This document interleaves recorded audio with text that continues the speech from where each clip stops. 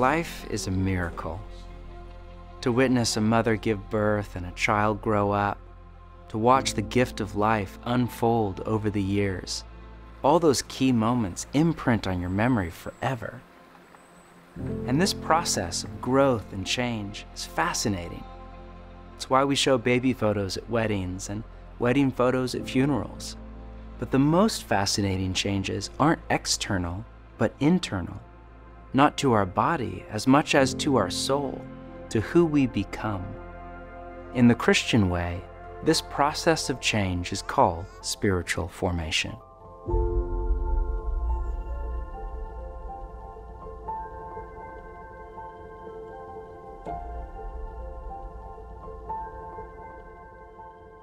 Last week, we covered the 3 goals of a disciple or apprentice of Jesus: to be with Jesus, to become like him, and to do as he did. And we said spiritual formation is the process by which all this happens, by which our spirit or our inner woman or man is formed into a particular shape or what we call a character, whether it be the character of Jesus or the character of someone else. The language of spiritual formation comes from the New Testament. For example, in Romans 12, Paul writes this to the followers of Jesus in the city of Rome: "Do not conform to the pattern of this world, but be transformed by the renewing of your mind." Notice the 2 verbs, conform and transform. Both verbs are from the same root word in Greek, metamorphao, where we get the English word metamorphosis, the word for the process by which a caterpillar is transformed into a butterfly. One lexicon defines it as to change the essential form or nature of something.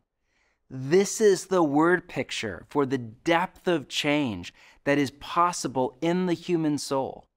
Not just surface level behavior modification, but deep change in the heart. And in Greek, both verbs, conform and transform, are in the present passive tense, meaning they are something that is already happening to you. You are already being conformed to be more like the pattern of this world, or transformed to be more like Jesus. There is no option C, conformed or transformed.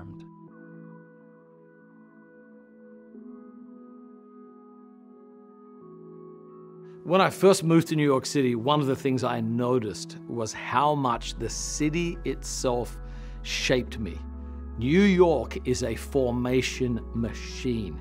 It affects your level of aggression. It affects the pace at which you walk. In fact, sociologists tell us that if you live in New York for a while, you will actually begin to walk faster than people in other cities. The stories of New York, the architecture of New York, the history of New York all work on you subtly and slowly, where when you go back and visit your families for the holidays, they often say, "What's happened to you?" And the answer is, "New York has happened to me." But you're never really aware of it in any given moment. And I think that's such an important recognition for me as a pastor, because so often people are naive and they think, I'm not being shaped by anything. Sometimes non-Christians say, I don't want to follow Jesus. I don't want to be formed by religion. But the truth is, we're all being formed by something. The question's not, shall someone form me? The question is, who will form me? The question is not, who do I want to become? The question is, who am I becoming by the forces that are working on me? And I think Paul really understood the importance of making our formation conscious. He said to the Romans in Romans 12, do not be conformed to the image of this world. Why? Because that's what it does. He wanted the Christians in Rome to recognize and understand how Rome was shaping them into Romans. The stories of Rome, the religion of Rome, the architecture of Rome, the practices of what it meant to participate in the empire were making them Romans. So they had to discern their formation so they could be transformed. And this is what Jesus wants us to do, to figure out who Jesus is and how his story, his truth, his love, and his practices form us into his disciples. So the great question is not, shall I be formed? The question is consciously determining who it is that will form you.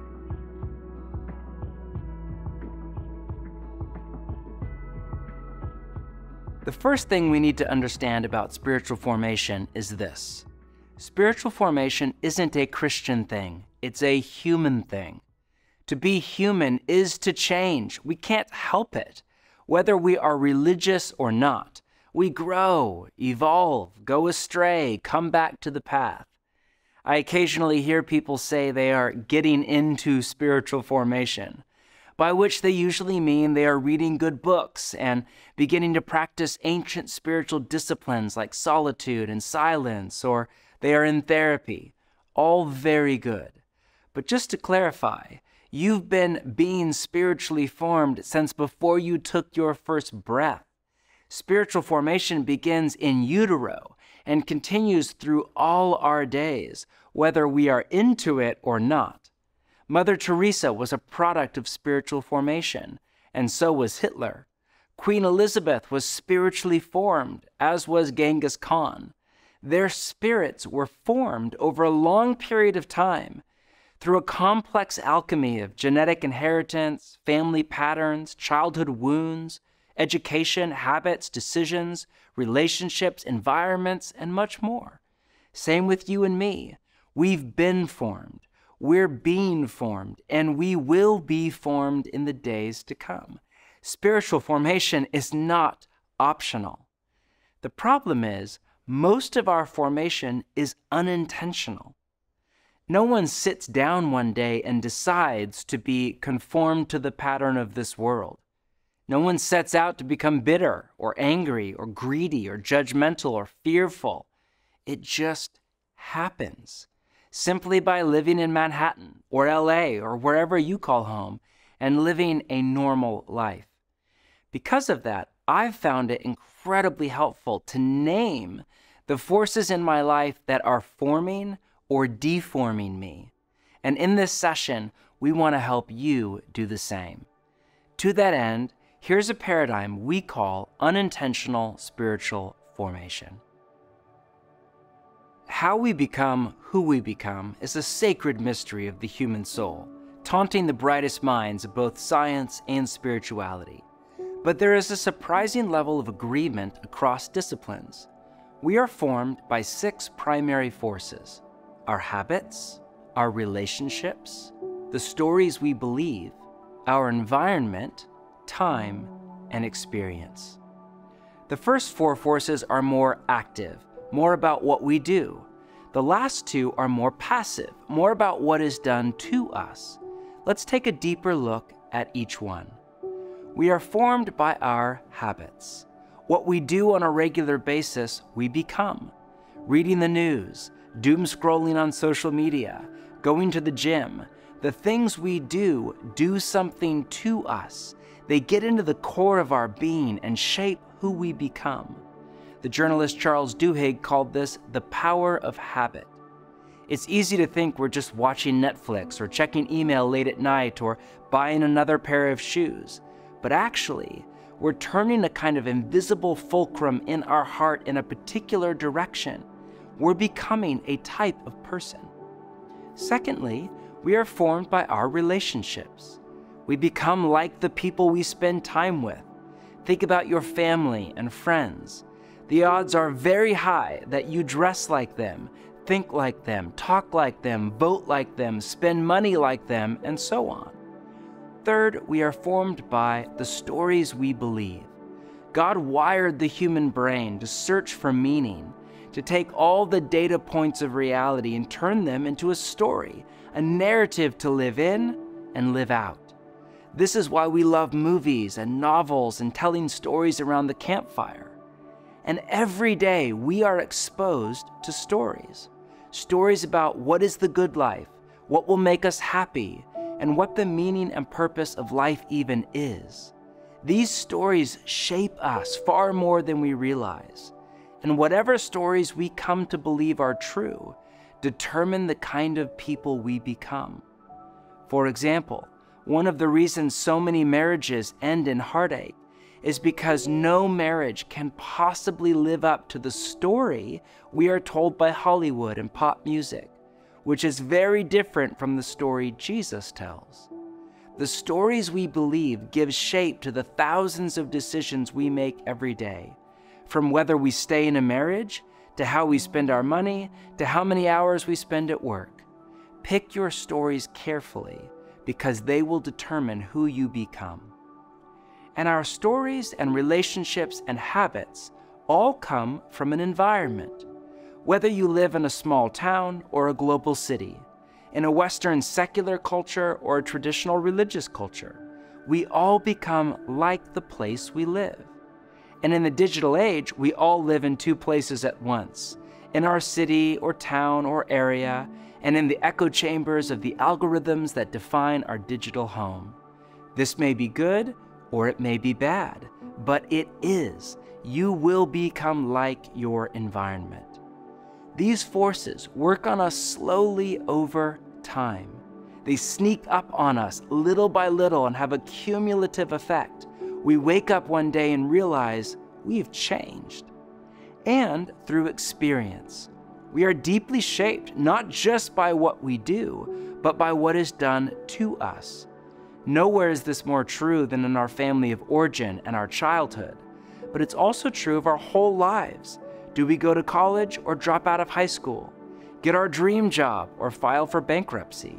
Get married, get divorced, or stay single? Our experiences deeply shape who we become. In summary, we are formed by our habits, relationships, the stories we believe, and our environment. And this happens over time and through experience. We call this paradigm unintentional spiritual formation because it's a synopsis of how we are formed with no intentionality, just by waking up in the morning and going about our day. The question isn't, are you becoming someone? It's, who or what are you becoming? When I reflect on this paradigm, I find it both sobering and hopeful. Let me guide you in a short reflection exercise. Close your eyes for just a moment.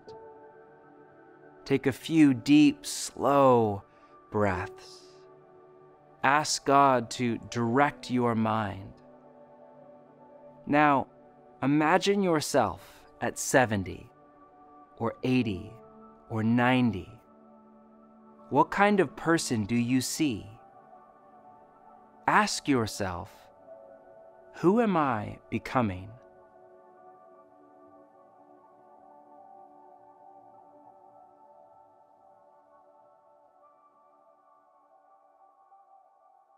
I remember the first time I ever did that exercise. I was about 30 years old, and I had enough life under my belt to plot a hypothetical trajectory and imagine myself at 40 or 50 or 60. And the person I saw on the horizon was terrifying. I was becoming more hurried and anxious and irritable, not more loving and joyful and peaceful. In my case, it was a wake-up call. I realized I had to make some major life changes. What about you? What changes do you need to make to alter the trajectory of your spiritual formation in the direction of Jesus?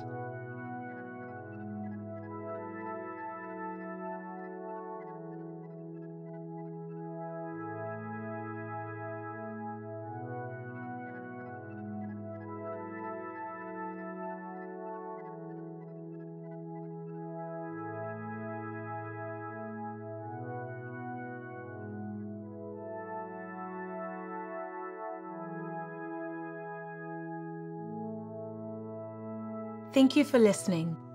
Now it's time to process this truth about spiritual formation together. You may be feeling a number of emotions as you realize you're becoming a person, and that all sorts of forces in your life, from your morning routine to your friend group to your social media feed, are deforming you more than forming you. Let's process this together. Circle up in groups of 3 to 5 people and talk through the following questions. The first: what habits do you keep in your daily and weekly life, and how might they be shaping you? This may be as simple as what you do after you wake up, what activities fill up your free time, or as complex as how you respond internally and externally to interruptions in your day? Second, who are the most important people in your life? And what do those relationships look like? Third, as you reflect on your own journey, what stories have shaped the way you view the world, and where do these stories originate? These stories could be, what's your version of a good life? What should you spend your money on? How should you interact with your family? And fourth, did God reveal anything new to you in this session that you want to say more about? Take a few minutes and discuss.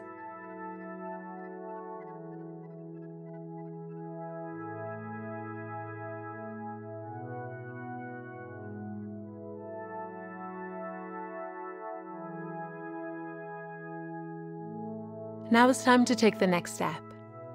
For those of you reading the Practice in the Way book alongside the course, this week we're reading part 2. And as we said in the last session, each week we'll offer a spiritual exercise for you to move forward in your discipleship to Jesus. Everything we offer is invitational. We make recommendations, you make decisions. But open up your guide to session 2 and let's explore this week's spiritual exercise.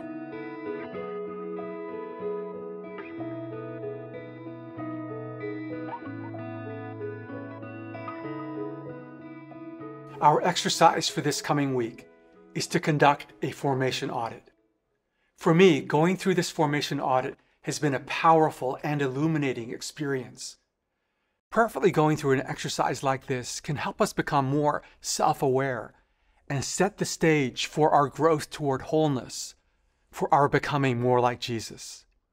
In this exercise, we take an inventory of all the forces that are currently forming us. To help you with your audit, we have created a template for you to work through, which you can find in your guide in the On Your Own section for Session 2. In this audit, we work through each of the 6 forces that form us: the stories we believe, our habits, our relationships, our environment, our time and experiences. The first step is to write out your morning routine, your workday, your evening habits, your eating and sleeping patterns. You then write about your various relationships and your family history.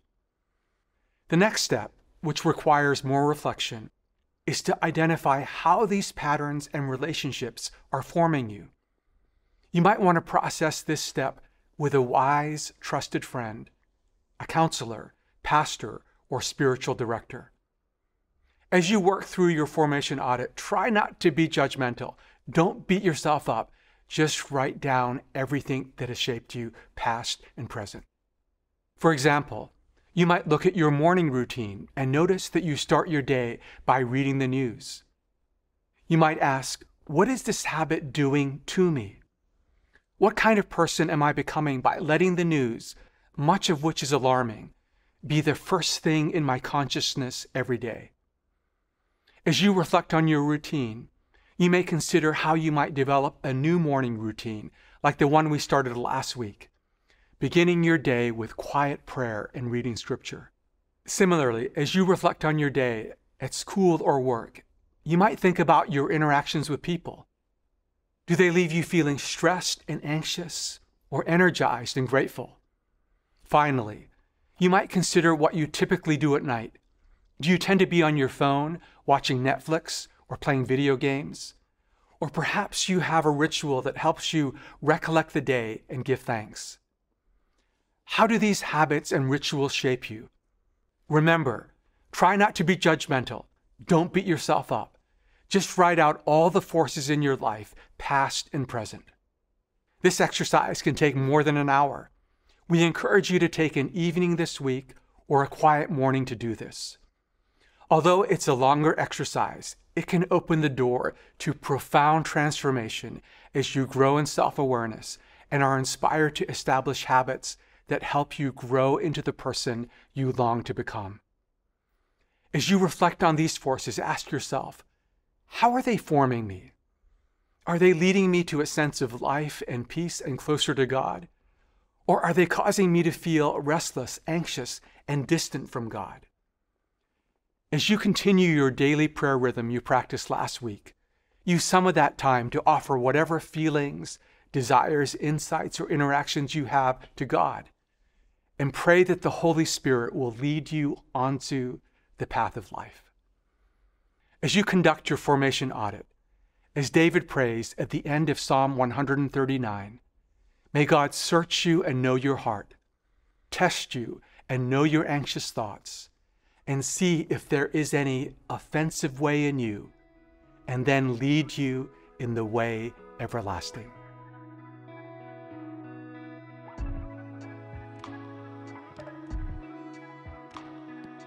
Let's review what we've covered in session 2. Spiritual formation isn't a Christian thing. It's a human thing. We're formed by a complex web of forces, but especially by our habits, our relationships, the stories we believe, and our environment. This happens over time and through experience. Most of our formation is unintentional. One of the most important questions to reflect on is, who am I becoming? And am I being intentional about who I'm becoming? One of the best ways to do this is through this coming week's practice, a formation audit.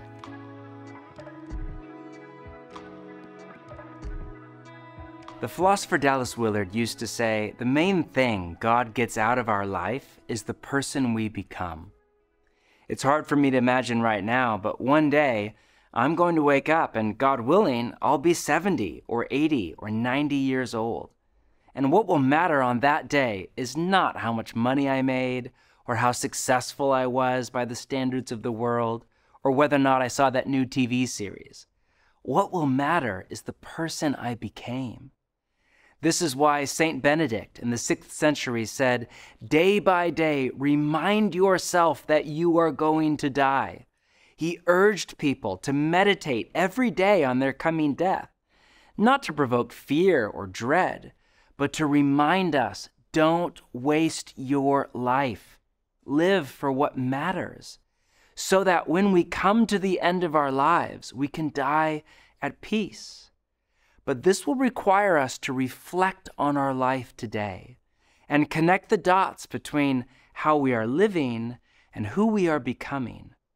So as you apprentice under Jesus and you conduct your formation audit and start to make decisions about your life, may you live for what matters. May you treat each day as a precious gift to be stewarded with gratitude and joy. And may every day find you more and more at peace in God.